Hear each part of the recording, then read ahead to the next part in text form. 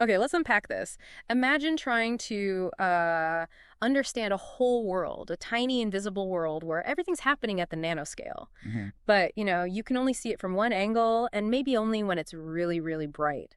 That's kind of what it's been like trying to map things like magnetic fields at that microscopic level. Yeah, and it's so important. We know understanding that stuff is key to unlocking new physics, understanding materials, but the tools, well, they've had their limits. Exactly. And that's where things like quantum sensors come in, right? These super specialized Yeah, tools. think of them like that. They use the incredibly precise properties of single atoms or maybe defects in materials to detect really subtle changes nearby, like local magnetic field. With amazing sensitivity. Exactly. They let us really peer into that nanoscale world. Okay, so today we're diving deep into what looks like a major upgrade to our, let's call them nanoscale glasses. A new prescription. Huh, yeah. We're talking about a fascinating new breakthrough in quantum sensing using a material called hexagonal boron nitride HBN for short. Right, and this is work coming out of the University of Cambridge, a really brilliant team there.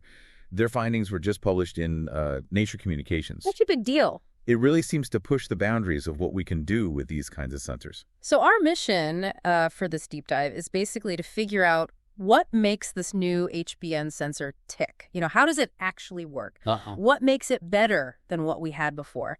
And maybe most importantly, what new doors does this open up for you, whether you're deep in research or maybe an engineer or just, fascinated by where tech is going? Yeah, what are the real implications? Let's jump in. Okay, so maybe first, why do we even care so much about sensing things at the nanoscale? What's the big deal about seeing, like, current flow or magnetism in something impossibly small? Well, it's fundamental, really. It's about getting insights you just can't get otherwise.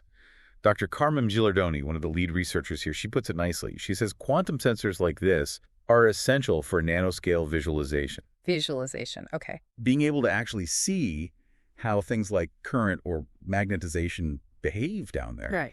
It lets us, visualize the intrinsic properties of materials while they're doing their thing. Right, and that's how you stumble upon new physics, maybe? Or new functionalities that were just totally hidden before? Exactly. We just needed better ways to see. So for a while, the main tool for this kind of nanoscale magnetic measurement, especially at room temperature, which is key, right, for practical use. Oh, definitely. Room temperature is crucial. That was using defects inside diamonds, nitrogen vacancy centers, NV centers. That's right. Diamond NV centers have been the workhorse, the go-to technique for room temp nanoscale magnetometry for some time now. Okay, diamond sensors sound cool, pretty cutting edge even, but the research paper makes it clear they had some significant drawbacks. What were the main issues?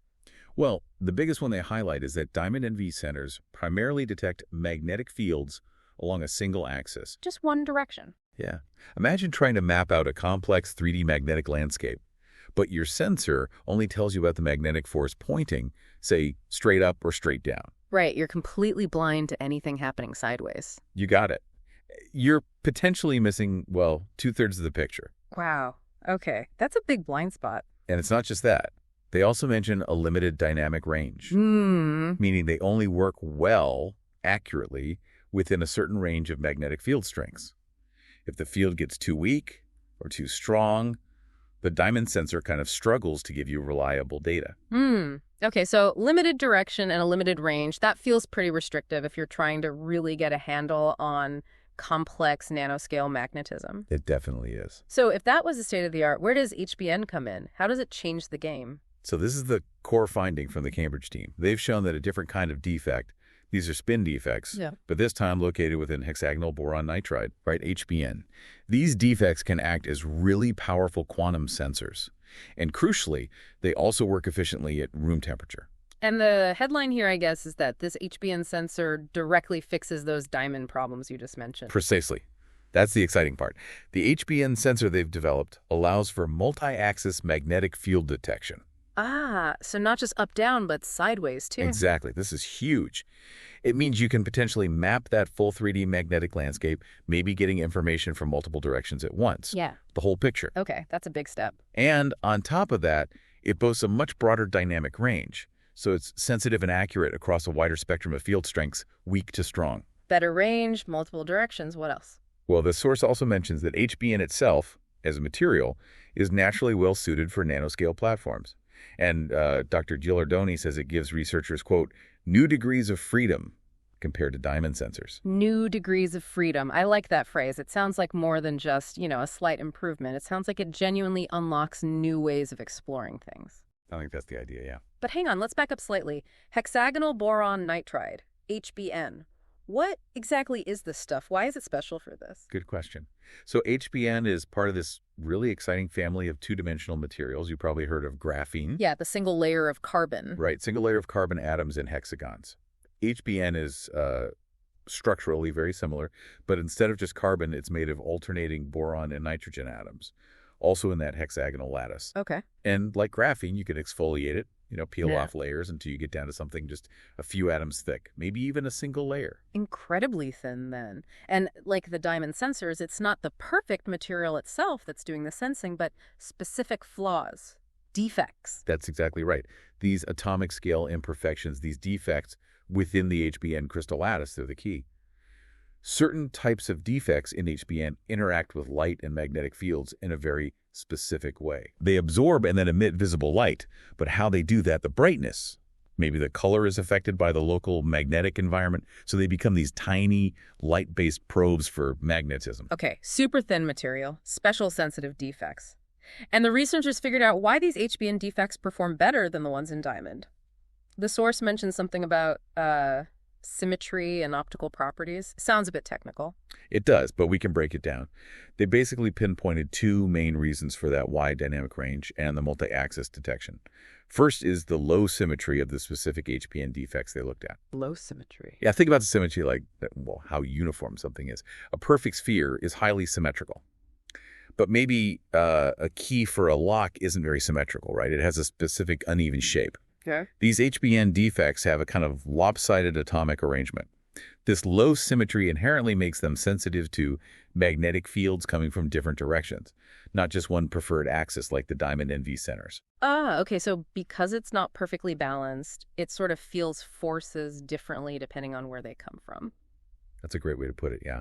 And the second factor is what they call favorable excited state optical properties. Right. Which basically just means that when you shine light on these defects, the way they get energized or excited and then release that energy back as light, that whole process is particularly sensitive and responsive to changes in the magnetic field around them. So it's the combination, the shape, the low symmetry, and how it reacts to light. Exactly. That combination seems to be what gives them these superior sensing capabilities. Fascinating. So how did they actually test all this, prove it works? What techniques did they use? So they used a pretty standard but powerful technique in this field called optically detected magnetic resonance, or ODMR. ODMR, yeah. Basically, you shine laser light on the HBN defect. You also use microwaves to kind of fiddle with its spin state. The defect has a quantum property called spin, which is like a tiny magnet. And that spin is sensitive to external magnetic fields. Precisely. Then you measure the light, the defect emits its fluorescence. By carefully watching how that brightness changes as you apply different magnetic fields and tune the microwaves. You can map out its response. Exactly. You can map its response very precisely. And their detailed analysis of this ODMR signal let them connect the dots, confirming that, yes, it was the low symmetry and those specific optical properties that were responsible for the robust, multi-axis, wide-range sensing they observed. Okay, so they've built it, they know why it works, they've shown it's better than the old way. Now, the really exciting part, what can we do with this? What are the potential applications that maybe weren't possible before? Right. This is where those new degrees of freedom really start to matter. Yeah. As Dr. Simone Unziger-Barker, another co-first author, points out, the ODMR technique itself, it's not new, but having a sender based on this HBN platform means you can now apply this powerful technique in a whole range of new situations. Situations where maybe diamond sensors didn't fit or were too limited? Exactly. And she has this great quote in the source saying this breakthrough opens the door to imaging magnetic phenomena and nanomaterials in a way we couldn't before. That's a strong claim. In a way we couldn't before. It really is. And Prof. Hannah Stern, who co-led the research, gets more specific. She suggests this sensor could let scientists study magnetic phenomena in totally new material systems that perhaps weren't compatible with diamond. Or maybe achieve significantly higher spatial resolution. Higher spatial resolution. Okay, is that where the fact that HBN is 2D, that it's so incredibly thin, becomes really powerful? That's exactly it. Prof. Stern really highlights this. Because HBN can be just a few atomic layers thick, you can place the sensor incredibly close to whatever sample you're trying to study, much closer than you often can with a bulkier diamond crystal sensor. Right. And in this type of microscopy, the distance between the sensor and the sample is a major factor limiting how fine a detail you can see, your spatial resolution. So thinner sensor, closer proximity. He means potentially much higher resolution. Prof. Stern suggests we could be looking at achieving atomic scale spatial mapping of magnetic fields. Wait, atomic scale? You mean potentially mapping magnetism literally atom by atom? That's the tantalizing possibility, yes. Seeing magnetic fields with that kind of unprecedented detail, imagine the insights that could give us into how materials actually work at the most fundamental level. Wow, okay, that really does sound like a game changer. So bringing this back around to you, the listener, why does this bit of lab research really matter? Well, like we said, this new HBN quantum sensor isn't just, an interesting physics curiosity. It's a powerful new tool being added to the scientific toolkit. And by giving scientists this ability to see magnetic behavior at the nanoscale from multiple directions over a wider range, and potentially with atomic resolution, it could seriously accelerate discoveries across loads of fields. Like what? Well, think about designing novel electronics, spintronics, maybe even understanding magnetic processes in biological systems. Being able to visualize their magnetic properties with this kind of clarity, it's like pulling back a curtain on this hidden world of magnetism that underpins so much existing and future technology. Okay, so let's quickly wrap up this deep dive then. The big story. Researchers at Cambridge have shown that defects in hexagonal boron nitride make for a remarkably powerful, versatile quantum sensor. Yep. And the key takeaways are pretty clear. It beats the older diamond sensors by offering multi-axis detection, seeing the whole 3D picture, and it works over a much broader range of magnetic field strengths. And crucially, because HBN is uniquely atomically thin. Right, that 2D nature opens the door to mapping magnetic fields with potentially unparalleled spatial resolution, maybe, just maybe, down to the scale of individual atoms. So here's something for you to maybe chew on. With this new potential, this ability to map magnetic fields possibly down to the atomic scale and in multiple directions at once, what fundamental properties of materials, things that were previously just invisible to us, might we suddenly be able to see? What secrets could that reveal about how the world works at its very smallest scales? And what completely unforeseen technologies might spin out of that new understanding?